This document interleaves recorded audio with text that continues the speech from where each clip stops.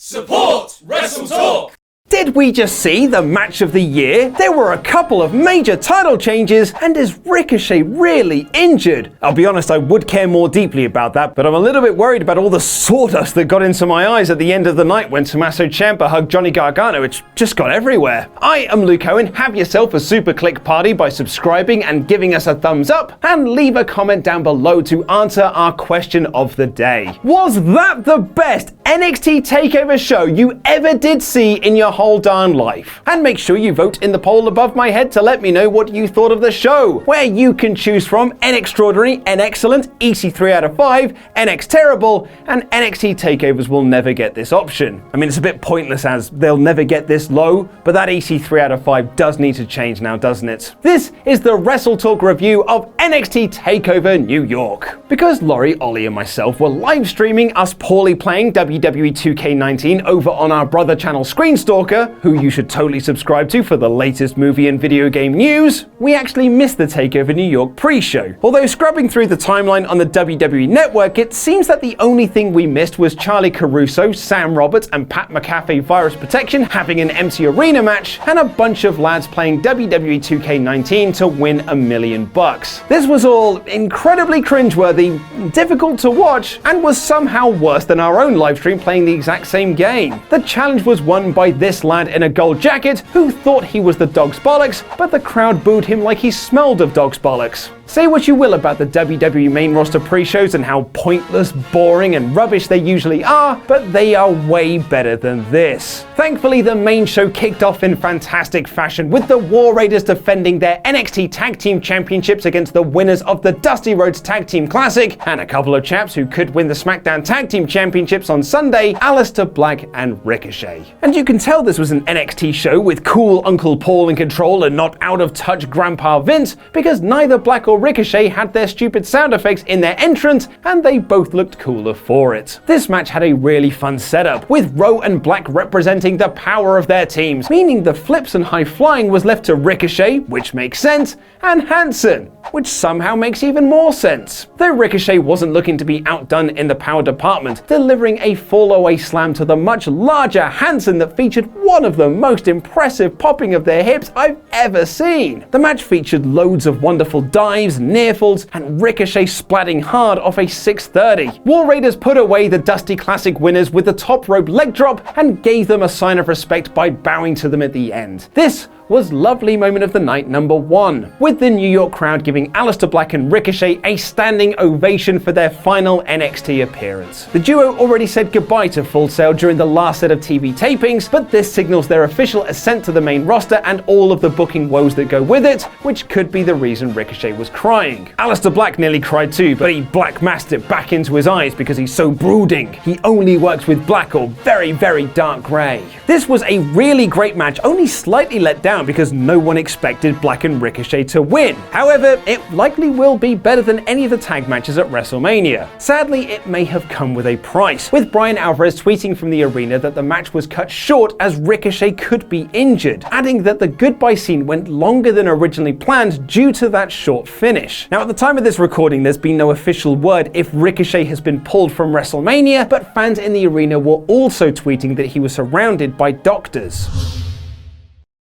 After showing NXT UK Women's Champion Toni Storm and latest signee Piper Niven, we got the NXT North American Championship match between Matt Riddle and Velveteen Dream, who came out dressed as the ending of the Planet of the Apes. You maniac! Complete with America's national anthem theme song, which I think is called Oh Canada, but I'm not 100% sure. There were some lovely dueling chants to kick this one off, as these two told a wonderful story of Dream not taking Riddle seriously because of his bro nature, and then Riddle stretching him out to show how serious he is. Dream would imitate the Karate Kid, so Riddle would stretch him out. Dream would refuse a bro fist, and so Riddle stretched him out. Really, looking back on this, Riddle took about 90% of the match, with Dream having one big McFlurry of offense where he paid tribute to all the classic wrestlers of the past. The hulking up and big boot of Hulk Hogan, the double axe handle of Randy Savage, and the famouser of soon-to-be WWE Hall of Famer Billy Gunn. Riddle then nearly killed poor Dream with a deadlift German suplex off the middle rope, but Dream rolled through the Bro mission to eke out a win over the King of Bros. Dreamless won this match and more survived it, and the two shared lovely moment of the night number 2, finally giving each other a bro fist. Since Matt Riddle debuted in NXT, Laurie and I have been sent emails, comments and tweets from people saying they don't get the King of Bros, and I hope this match can turn people around onto him, as this was a terrific bout which didn't hurt Riddle in any way by losing, and elevated Dream by winning despite not giving a lot of offense during the match. It was a brilliantly told story.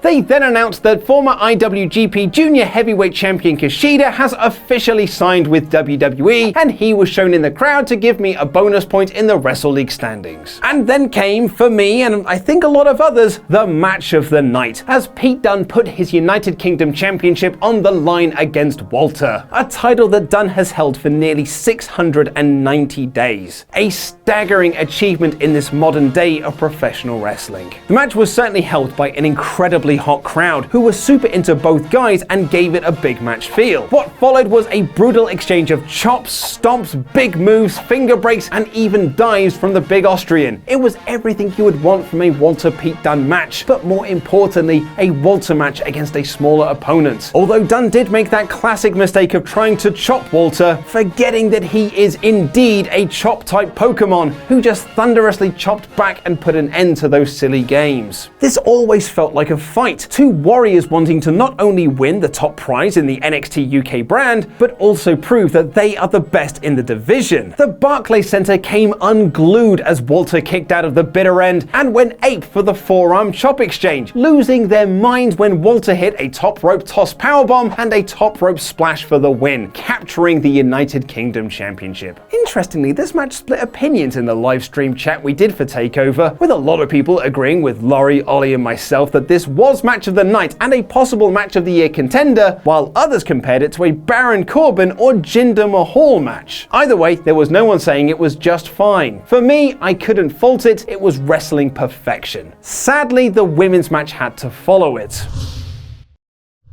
And this always seems to be a common problem for NXT TakeOver cards. Shayna Baszler and Bianca BelAir had to follow Johnny Gargano vs Ricochet at TakeOver Phoenix Wright. Baszler and Kairi Sane had to follow the shock of Riddle knocking out Cassius Ohno in 6 seconds at War Games, as well as Ricochet and Adam Cole at Brooklyn 4. Not to mention Baszler and Nikki Cross having to follow Ricochet and Velveteen Dream at Chicago 2. And sadly, this 4-way match with Shayna Baszler defending her NXT Women's Championship against Bianca BelAir, Kairi Sane and Io Shirai was no different. The crowd were worn out from the Pete Dunne Walter Classic, and it took them a while to heat up again. Thankfully, this match featured the Sky Pirates, who are freaking awesome, and them working together is wrestling magic, and I loved every single bloody second of it. It also featured the cutest Tower of Doom spot ever. The story of the match was, despite the Sky Pirates working together at every opportunity, they also broke up each other's pins and cost each other the title, which Baszler took advantage of. After BelAir hit an incredible KOD on both Io and Sane, yeah,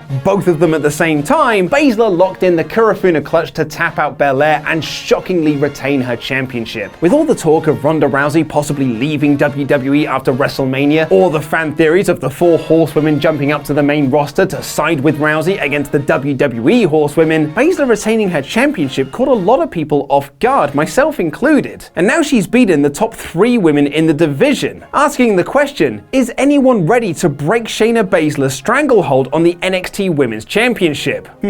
How long is Dakota Kai out for again? And the main event of the show was Adam Cole Bay taking on Johnny Gargano cosplaying as Iron Man for the vacant NXT Championship in a 2 out of 3 falls match. Now I do want to stress that I freaking loved this match and got very emotional at the end of it, but I don't think we can ignore the elephant in the room. The 2 out of 3 falls stipulation hurt the first half of this match. The sad truth is the crowd just weren't into the first 2 falls. They didn't pop for Cole pinning Gargano, or Johnny Wrestling tapping out the Panama Playboy. In fact, it took a ring announcement that this final fall will decide who the new NXT champion will be to finally wake this crowd back up. And from there, these two had an incredible match. The first 2 falls just didn't matter. It was only the final one you needed to pay attention to, because these two finally busted out the NXT Classic we all knew they would have, and it was full of wonderful touches like Cole doing the DIY superkick and Tommaso Ciampa's fairy tale ending on the announcer's table. But can we just stop and take a moment to appreciate how good Johnny Gargano is as a babyface? It can't go unmentioned that at the start of this match, this crowd was a lot sweeter for Cole winning the belt than they were for Johnny TakeOver grabbing the gold, even booing him during his ring introduction. But during this third and final fall, he turned that all around. The crowd went ballistic for Gargano getting back into the ring at the count of 9 after the table spot, and for kicking out of the DIY super kick, which only intensified when Undisputed Era ran down to distract the referee, who missed Adam Cole tapping out to the Gargano escape. Gargano then single-handedly wiped out all of the Undisputed Era in the greatest manner possible, kicked out of another super kick and last shot, and finally locked in the Gargano escape to make Cole tap out and become the new NXT champion. Look, it sucks this wasn't against Tommaso Ciampa like we all wanted it to be, but this